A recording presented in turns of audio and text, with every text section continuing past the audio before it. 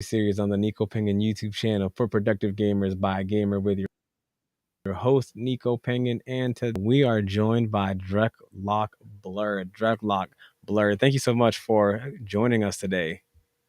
Thank you for having me on the show. I was very interested when you asked me to come on here, as no one ever actually got to actually sat down and talk with me about gaming. Yeah, I saw that you were a gamer about that gaming life, and you Yes, have a sir. lot of other stuff that you do as well. And I wanted to see how gaming ties into it as well. And then, we can discuss exactly all the list of things that you do, because you have a list of things, and I am all excited that a gamer has been able to accomplish so much. So, first things first, the gaming system of your preferred choice. I can tell you right now, I've been gaming everything on the PlayStation 4. Oh, I okay. haven't been, I haven't been, well, I can't say fortunate enough, but I haven't really been jumping or chomping at the bit to get a PS5. Hmm. Hopefully they come out with a Spider-Man 2 PS5 bundle. Mm. If that's in the future, that's when I'll purchase one. But right now, I mean, as far as it stands, everything that's come out for the PS5, for the most part, is available on the PS4. So, I haven't really been in a rush to get a PS5 just yet. Okay, so you're a PSN individual. Oh, So I'm a diehard PlayStation fan. all Sorry, right. guys. No, no, no, that's completely understandable. I used to own a PlayStation back in the day, so I completely understand. Now, which game or games are the ones that you have the hardest time putting down? I am currently playing God of War Ragnarok. Um, Oh. I am enjoying that. I unfortunately don't have like a lot of free time to get a chance to play because my schedule is always kind of crazy. But Mhm. I'm enjoying that. I could tell you right now, the one game very recently that ate, well, not exactly ate, but definitely I devoted a lot of time to, was Ghost of Tsushima. Mm. That game just completely sucked me in. Like, I had no idea it was going to. Mhm. But like, even now, I still kind of go back to it from time to time just to explore and slice Mongols up. But that was the one game in recent years that really captured my attention. Interesting. Is that, would you say, your favorite game of all time, or just that's the one that in recent memory that enabled you to get that memory? Um, I'd say as far as current gen is concerned, is definitely one of my favorite games. Okay, current gen. Mhm. Yeah, definitely.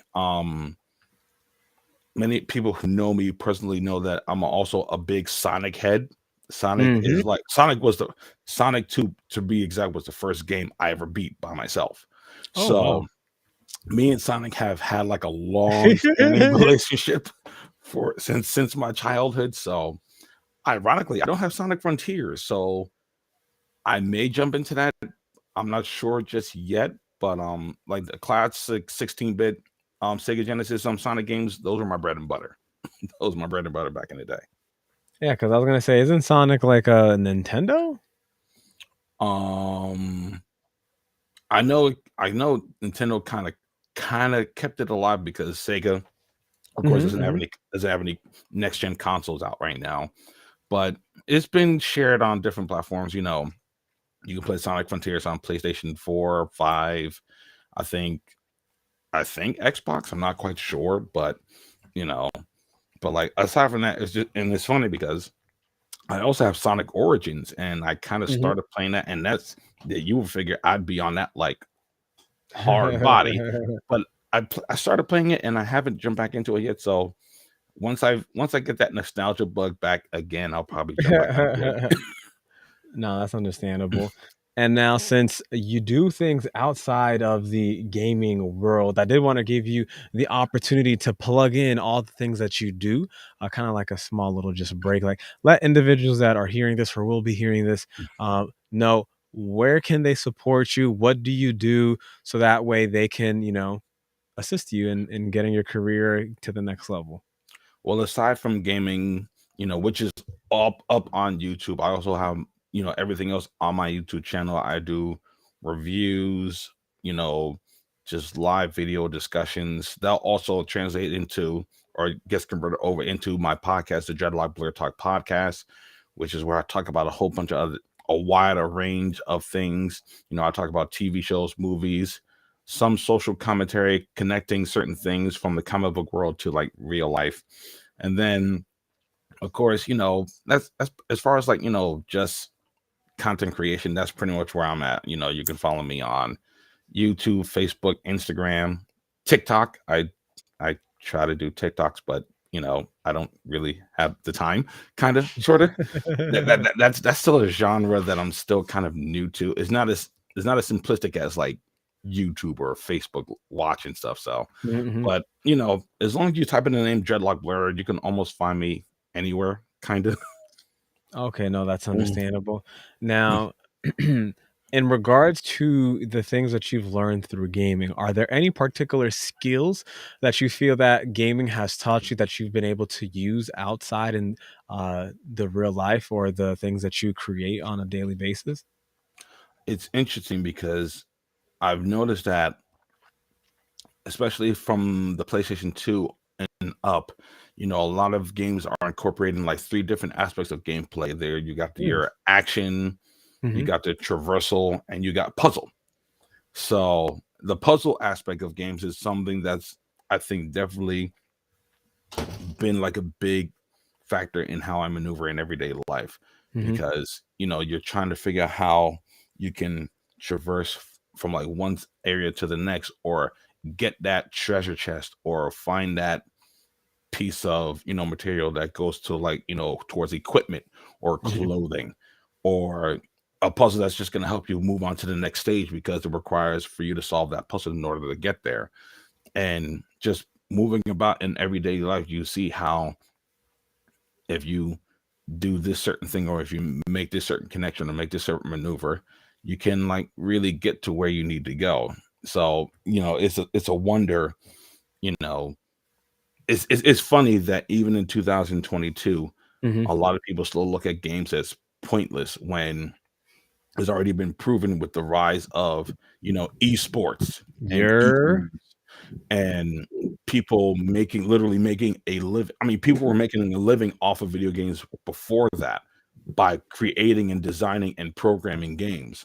But now we're at a point where esports almost rivals like football or basketball on TV, where you watch people sit and play like, Fortnite or Apex, or the fighting game tournaments where they play Tekken 7, Street Fighter 5, Mortal Kombat 11 on a competitive level, things like that. It still makes me laugh to hear Mhm. people say that video games are a waste of time, when it's proven to be the complete opposite of that. Oh, no, certain. And with esports now, a lot of them in the big leagues are making a lot of money. Yeah, We're speaking contracts in the millions in regards to like at least with like League of Legends, like they just had worlds and they keep breaking like uh viewership like every year. It's like last year it was like 18 million, then it's like 19 or 20 million. And like those professionals, they're getting millions as well, their endorsement deals, and then you also have like NBA and NFL players buying right. teams for like E- 5-10 million dollars. And so exactly. before you could only be a creator of a game, or you could be a engineer or a developer or a programmer, and that's how you got your money. But now, if you're good enough, if you stream well enough, you can even make your money doing that. Because I still remember there was a kid that he won a Fortnite championship and he got like a couple $1 million, and it was just like, Hmm. what? Just from playing, he got that Yeah, money? Like, what? And it's it, just it, kind of crazy. it's come a far way from just people just. I mean, think about it. Unless you had siblings around, if you wanted to play, you know, any team-based game, or competition type game. I mean, yeah, you can go to your friend's house and do the 4-on-4, like Golden Yeah, Eye is yeah, one thing that comes to mind when you yeah, think about yeah. it. And now we're at a point where not, because the internet has become so advanced and so commonplace all over the place. You know, we can definitely just connect online from. If Mhm. you live I live in New Jersey. If I want to play with someone who lives in Egypt, I can Ooh, because good the internet choice. allows me to do that. Now, what would you say is your favorite part of gaming? Oh, oh wow, that's a good question. I don't think I've ever actually sat and thought about it. My favorite part of gaming? Mhm, Oh man. Part of me wants to say my favorite part of gaming is going back to finish certain, I guess, missions to like I'm a big collector. mhm, I mhm, don't I'm not a collector of the trophies, PlayStation and Xbox, they have that trophy system mhm, where if you do a certain thing in the game, you're awarded a trophy. That doesn't really do anything for me. I mean, certain games I'll quest for it if I know I can do it, but mhm, just trying to find new things within a game itself. That's usually like mm, my biggest thing. Like I've grown to become a bit more explorative in my gameplay.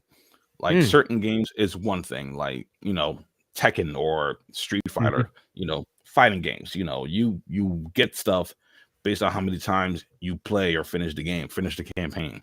But games like Spider-Man, like Miles Morales or God of War, Final Fantasy VII mhm, Remake, where you can acquire new things and hidden things just by being more explorative within that world. That's a really why I enjoyed Ghost of Tsushima a lot because mhm, it wasn't just finding like all these different things or all these different collectibles that you could, but they make the mhm. journey of it fun because, like, I mean, yes, I'm riding around looking for something, but I see some Mongols, I'm just gonna slice those up real quick. Yeah, yeah, Uh, yeah. I see a haiku mountain, I'm just gonna write some haiku bars real fast, or I'm gonna take a bath. I'm gonna take a bath in the hot springs, or I'm gonna just ride around just because. So I would say that's definitely one of the biggest enjoyments I get out of gaming is just exploring. Like I even used to do that with Sonic. Hmm, Just trying to find different areas to explore, if I could, just because I know games back then were kind of limited in their mhm, mhm. spacing. So, but like even now, it's like, I wonder what's over here. Let me just go explore that real quick. So do you like to complete games to 100% with all the side stuff, or that's just something that you enjoy doing? I find myself being somewhat of a completionist. I try either if I can get everything before I get to the last level of the game, I can. But if not, I definitely have no problem just going back in. You know, Mhm, looking at I mean, there's a couple of games I'm thinking about now that I've like done everything before I reached the end. Like Batman Arkham Knight was one of them. That yeah, was a game where yeah, I did everything beforehand before I finished the last campaign of the game. That was one of them. Um, yeah, that's the only one I can think of actually. Even Spider-Man, mhm. the regular Spider-Man game, I kind of did the same thing too. I completed everything else until I got to the last stage, and then of course the DLCs. There's also the DLC aspect of games where you can like Mhm, play mhm. extra episodes and stuff. So I would do that also. And now in terms of what you do, for Dreadloc Blerd Entertainment, Mm. I do have word supposedly, that you produce sketches, do stunt reels, choreography, monologues, interview, and you also work on future productions. Is that all true? Yes. Before the pandemic hit, Mhm. I was set to like really start putting together. I could share this right here. I was trying to put together a fan film based Mm. on the DC animated universe. The pandemic hit, and then things kind of took a back seat, and then a whole bunch of other things started happening and it took a back seat. But that's not to say that's not going to get done. At some Ooh, point, do it's going to tell. get done. We've already casted majority of the roles. We actually had a couple locations lined up. A couple of people. Mhm. I have a lot of friends who work in the film industry, so they were going to be helping out as far as like equipment and things like that. But like I said, once the pandemic hit, we kind of had to put that on the back burner. So then we started to turn our attention to some things that are a little bit smaller. So hopefully probably not later on this year, but because this year is almost over, it's already November. But Mhm. next year we're gonna work on a couple of small production things because I write, so I have like a couple of scripts just sitting on my hard drive right now that are Hmm. just kind of waiting to be filmed. So hopefully next year, like once it gets warmer, me and my friends and a couple of people that I work with in the film industry, we're gonna get those things rolling. Aside from the film stuff, writing, I've done stunt work, nothing like real major, but I've done stunts for a couple of things. It's ironically, well, not ironically, how I got into all this is kind of a crazy story. I was approached to be a part of this um independent film, which was a sci-fi film, Mhm. and Mhm. because I signed on to that, I kind of got opened up into the world of um independent filmmaking. There's an event Hmm. that they have in New York called the Urban Action Showcase. I don't know if you're familiar with that. The Urban Action Showcase is it's like a mini film con, kind of, Mhm. almost, sort of.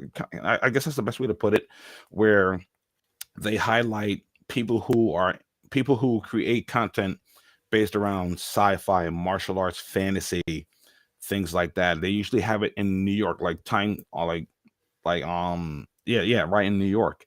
Usually, in fact, they just had one, like, I think last week. I think the last one, they just had one last week, and I was able to make some connections there and actually meet some of the people I grew up watching. Um, Wow. I met I met Michael Jai White there.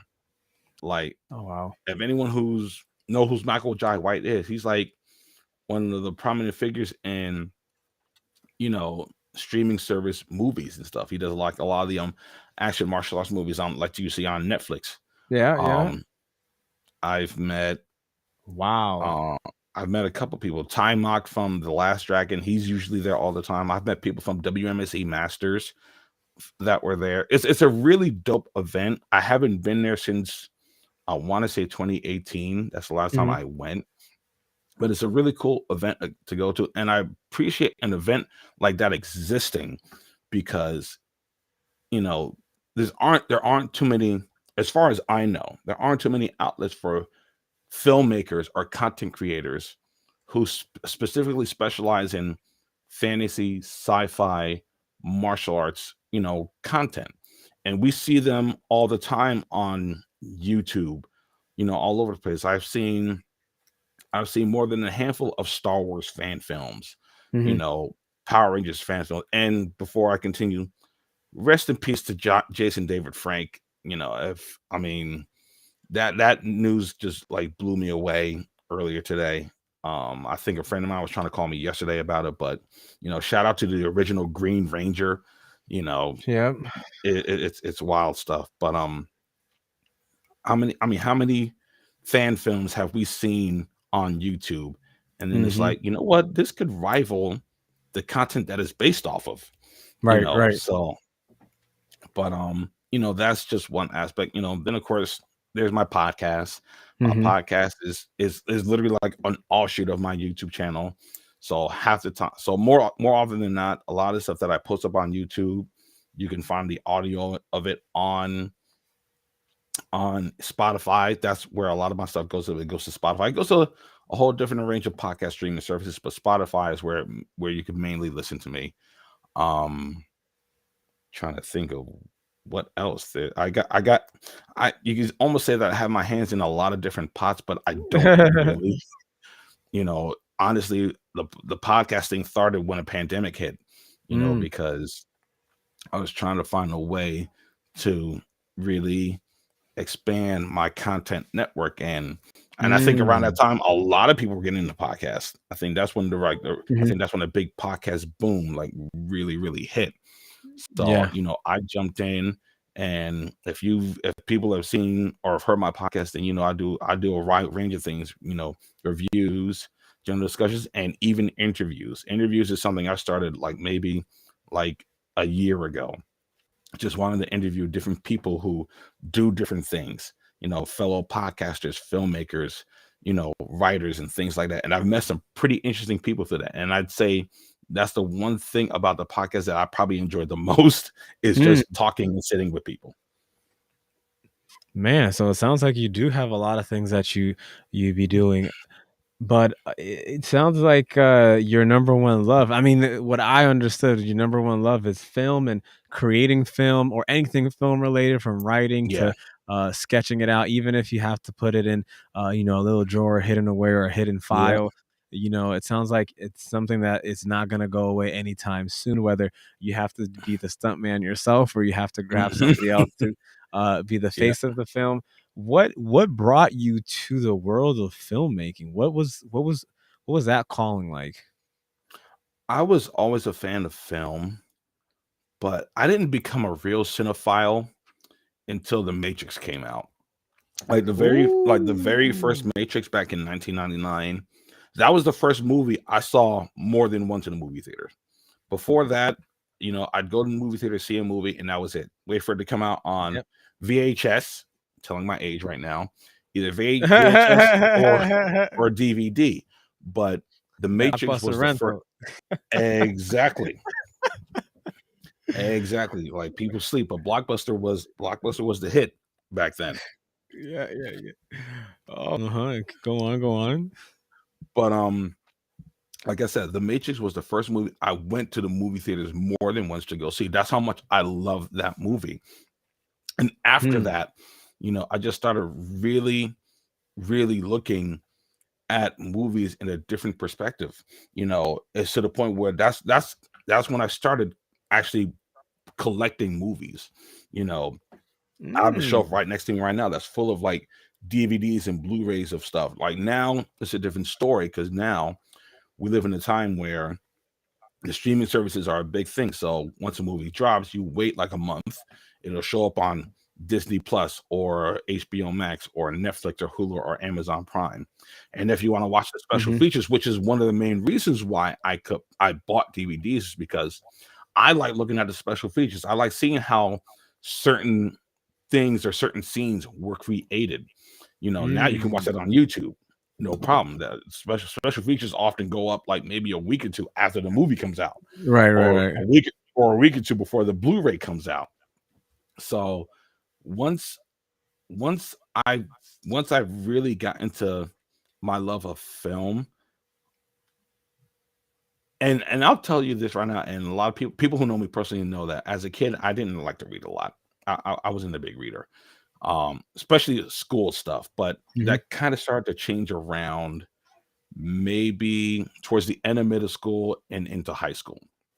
And where I started to that's actually where someone recognized that my ability to write was actually pretty good.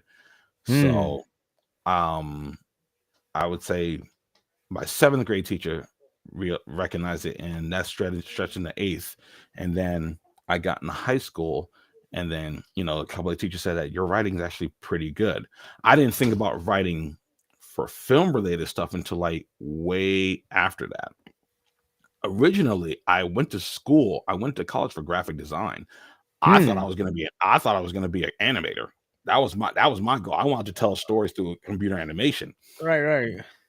But after a while, and this was after I left school, after a while, I realized that as much as I love to draw, Mhm, I always didn't have the time to draw. Because mm, like, or at least for me, drawing to me is like I have to make sure every single detail is narrowed down. Now there are some art pieces that I would take a while to finish, mhm, but after a while, I just wasn't drawing. So I was just like, but then I still remembered that I still like film. I still like, watching things on screen. So I just started writing stuff. I hmm. remember I remember writing like stuff like back in high school just for shits and giggles. But as I got older, and like I said, after coming out of high school, I started and what really did it was a lot of the things that I would watch, and I Hmm. would just say, "Now this is good, but I bet you I could write it better." Ooh, And okay. and that's kind of where that came from. Like, this is good, but I feel like I could write it better. Like even now, when I watch certain things, I'm like, I probably wouldn't have said that. I probably would have wrote it like this. So, um, like I said, I've written small stories here and there, but like I would say I didn't write my first script until like back in 2017. And that Your was when first I wrote the official script for script? like my first official script, and that's when I wrote it for like the big fan film that I was going to put together. Actually, no, Mm. let me take that back. Let me take that back. I had So reverse. I actually wrote a smaller script for something that I was hoping to film and turn into the Urban Action Showcase. Um, I wrote like a small little concept sequel script to the movie Equilibrium. I don't know. Oh, Right. Exactly. Like it's one of those were one of the movies that I really got into, like where as much as I yeah, like the action, I like the story more. So facts. I wrote a small script that I was gonna make like a small little 30-minute like fan film for. What happened? I gotta know So what now as happened. far as that is concerned, um all the pieces were kind of in place. We didn't really have the capital to purchase the costumes just yet and get the location. We were searching for locations, but so for some reason, all the pieces were coming in and they were falling out. So Mm. that's when I kind of turned my attention to the other fan film that I was going to do, like the full length one. And Mhm, mhm, the idea was that the full length fan film we were going to do was probably going to get us more attention. But mhm, mhm. and like I said, all the pieces were in place for that, give or take a couple of cast members signing on and then signing out of it. But and this is just a testament to the people connections I've made within the Mhm. industry. Like they're still gung ho to do it after all this time. They're still like committed to doing the project, which I think is Wow. awesome.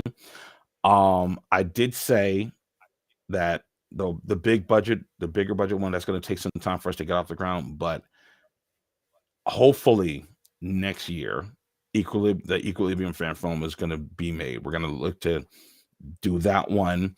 Just try to do a couple of smaller projects to just get off the ground because the way we had the Equilibrium fan film set up, I think a lot of people were looking forward to it. So I think that's the one that we're definitely going to try to knock out of the park next year, and then Mhm. just go from there.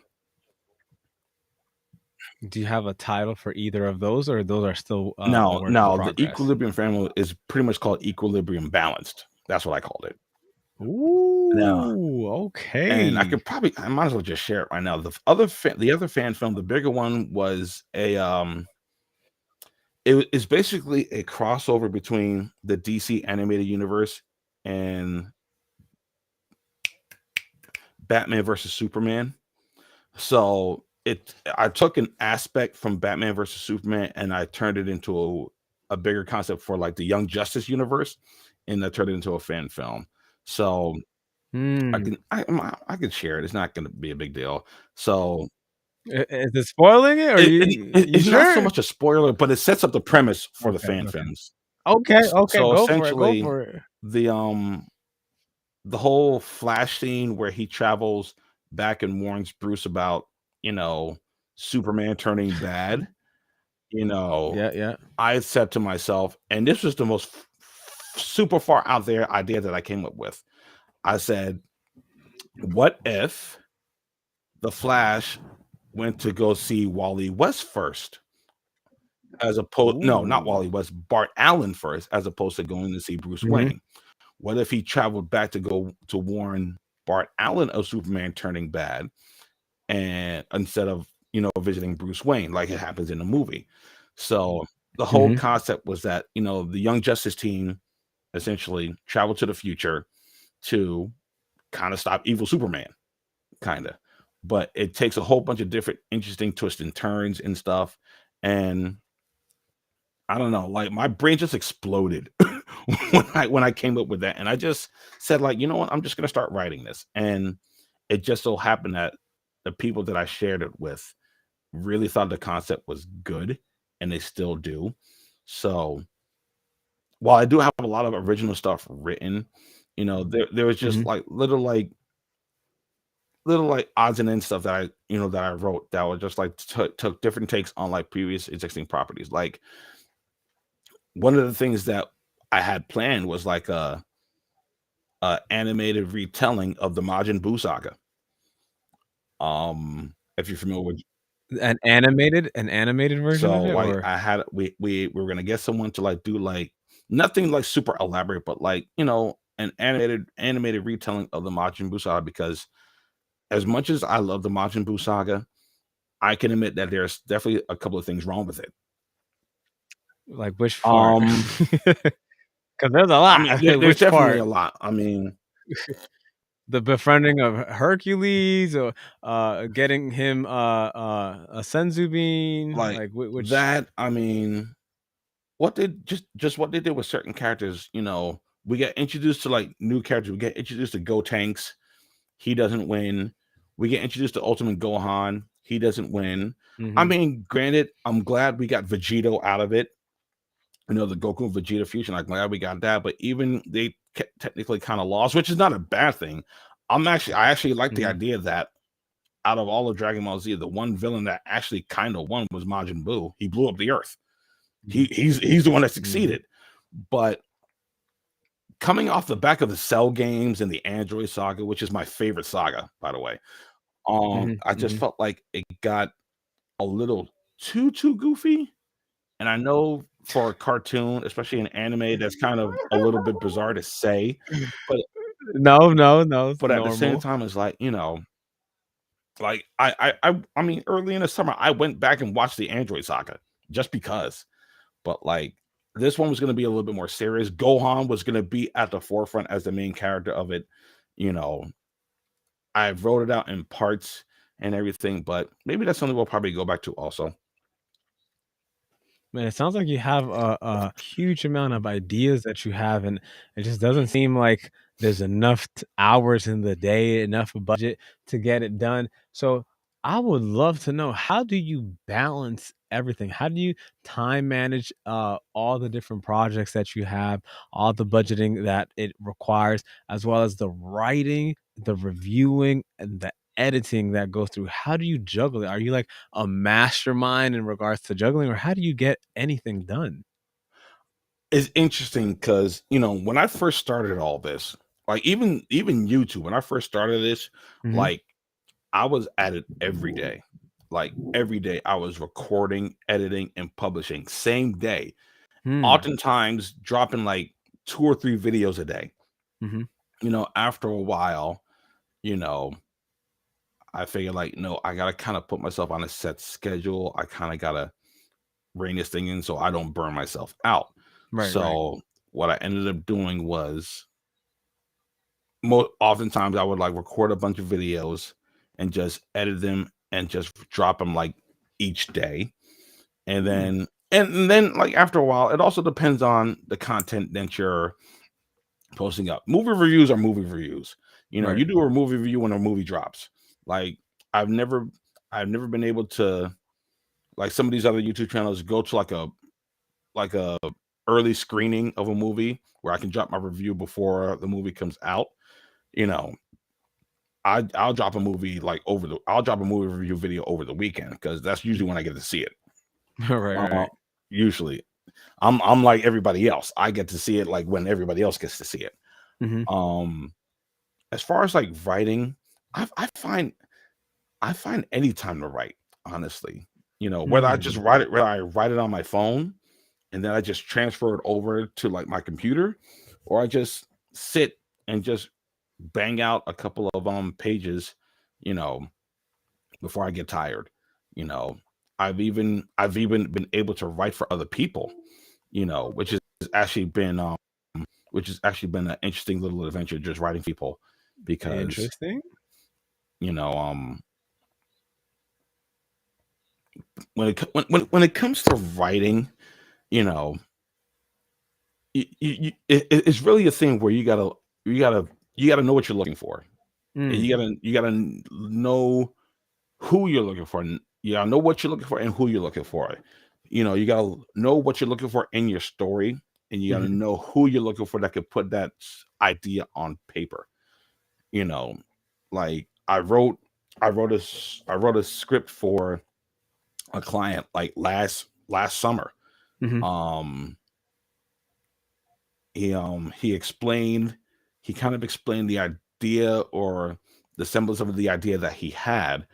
And normally, if you want to nab a job of like writing a script or a screenplay for somebody, you usually got to send them a sample of your work. you know Mhm. i sent them I sent them a sample of a script that I wrote for an idea that I had for myself. And the first thing he said to me was like, I could see exactly what you said on paper. Like everything you wrote on paper, I could see it in my head. Oh, wow. I need you to write I need you to write my script for me. And that's kind of how that worked. So like, I mean, not to like toot my own horn or No, anything like toot that, it, toot but it. like the way I write is, I guess the best way to describe it is like I write what I see in my head. And Hmm. that's what it is. I write what I see in my head, and I write what How do you get I the see. words out that are in your head? Now that's it's difficult and not difficult at the same time Hmm. because because and you know what I attribute this to? Reading comic books. That's where I attribute it to. Like I said Ooh. before, I wasn't a big reader of books growing up, Mhm, but mhm. I will comic books do that. I could do that all the live long day. I I I, Facts. I I got a whole bunch of stacks of comic books in my outside closet. You Yeah, yeah, know, yeah. to me, comic books are a relatively good summation or assessment of how a script should go because Mm. the pictures don't move in comic books.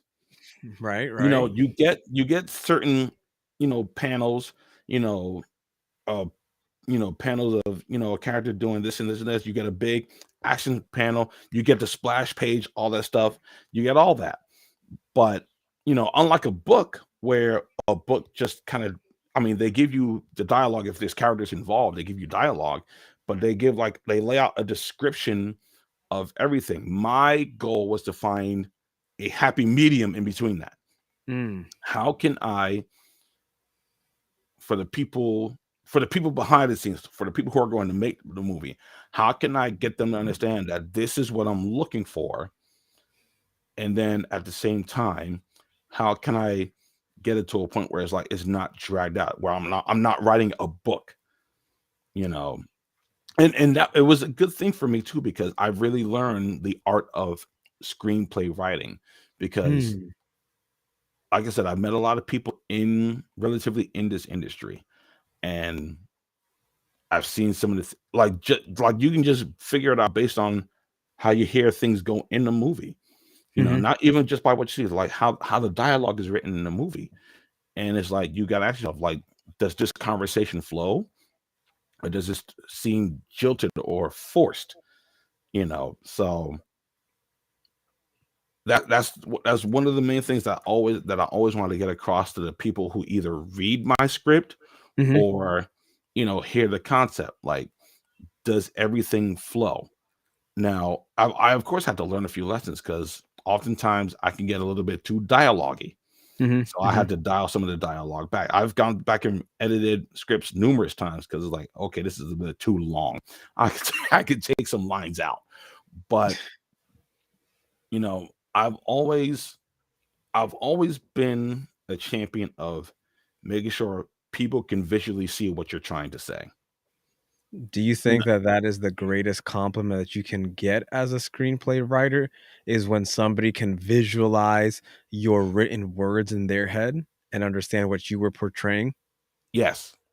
Honestly speaking, I think that's the best compliment you can get. I think when you have someone, they come to you with a concept and then you can like even if there's some bits and pieces that need to be tweaked here and there, but when you Mhm, mhm. overall can have someone who commissions you to write for them, and they can see their concept fully on display in written form, I think is the best compliment you can get, because Did a lot of people call themselves being writers, but I mean, just look. I mean, look at all the discourse that's happening right now with movies, and there's mm, been a big discourse for the past 10 years. Not even just with like Marvel or just not even just with superhero movies and franchises and things like that. Just in general, people feel like things could be, given a little bit more time to gestate. But and then in regards to your personal work, do you prefer to work on indie only films, or would you be open to the idea of working on the bigger company? I forgot what the terminology is, but the companies that have those set contracts and whatnot, or do you prefer the indie only route? indie gives you a little bit more leeway. You can kind of do what you want because you're kind of not beholden to anybody. You're not beholden to the company. You're Hmm. not beholden to like the production company. You're not beholden to like Warner Brothers or Paramount or Disney. You're not beholden to them.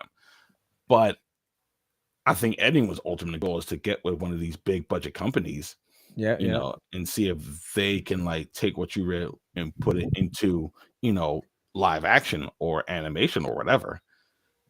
Like don't like they better not let me get my hands on a DC property. They Oh. better not, because like I'm gonna turn that thing. I mean, I'm not gonna say I'm gonna turn it into a masterpiece, but I'm gonna turn it to a movie that's not gonna suck. Now, would you keep it to the original accuracy, or would you add your little flair to the story that they gave you permission to write for? I would add my own little flair to it. Like if I'm working on somebody else's, IP, I'm Hmm. gonna stick to, you know, the parameters that they have for it. Right. But at the same time, I'm gonna add my little flair, because if they're coming to me for something, they don't just want like a, you know, verbatim story. They want something with a little bit more flair in it, like, and I look at like, directors like the Russo brothers and James Gunn, Taika Waititi. I look at those guys and they add their own little spin to these stories, even though these characters have already existed, which is why I still say Infinity War is better than Endgame. Mm. That's just me. I think Infinity War is better than Endgame. I love Endgame. It was a very hype movie, but as far as a story is concerned, Yeah, Infinity War is my favorite. because of the ending. Not even just the ending, just the overall story arc. Because you got to remember, Thanos in the comic books is crazy. He's a madman. They call him the Mad Yes, Titan, but yes. here in Infinity War, he takes center stage. He's the main character of the movie. Mm. And at least in this movie, they changed the dynamic of where, like, he feels like he's just doing the right thing. He feels like he's saving the universe. Right. In the comic books, he's trying to hook up with death. Like, come on now. Like, come on. Like, let's be real here. Come on now. Death, death. Like, really? You trying to clap death's cheeks? Like, come on now. Like, what's going on here? So, like, No, I that's can understand his motivations in the movie. That makes more sense, mhm. you know. Man, yo, yeah, yo, that's so interesting. You have a huge amount of different skill sets that you dabble in. I just want to give you a super shout out. Thank you, Dreadlock, for coming on board, giving us a huge behind the scenes scoop in regards to your upcoming projects. Sounds like you have more than just two projects that you are working on. I won't pry any further because I know that you have a lot of unfinished things that is Yeah. cooking in your head, is cooking on the hard drive, is on your phone, not just from uh, you know, the sketching, but also possible future collaborations that you're going to have. So, once again, I want to give you the opportunity to let others know where they can support you, because if you are truly an indie filmmaker and everything you do is indie based, then you will need as much support as possible. So, let everybody know where they can support you. Again, you can type in the name Dreadloc Blerd or Dreadloc Blerd Entertainment.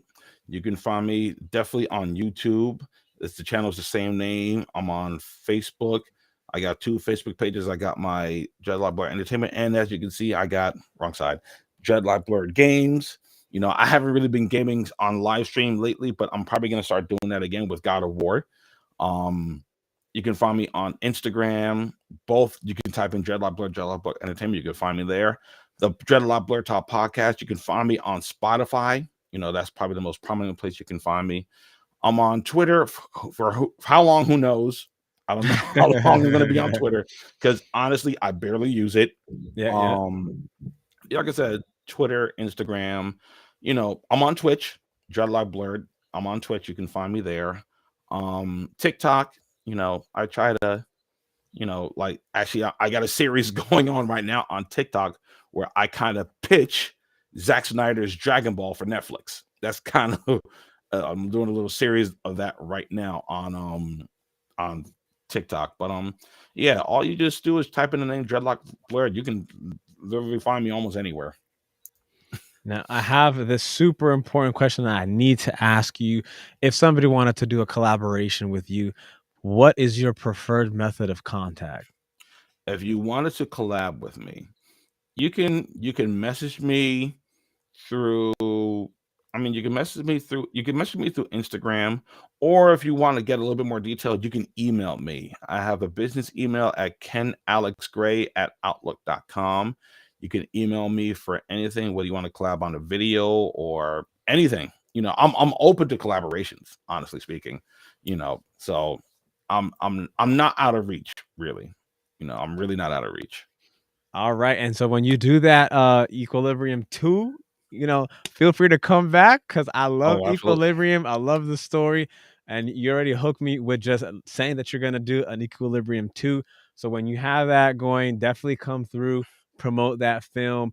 Other than that, once again, thank you for coming on board, giving us a super amount of wealthy information on everything that you do, everything that you are going to be doing. If you did enjoy this, please make sure to like, comment, and subscribe, and check Dreadloc Blerd. Other than that, take care and have a great rest of your night. And I hope nothing but success for you. Thank you very much. Thank you for having me on the show, man. I really enjoyed it. I really had fun. All right.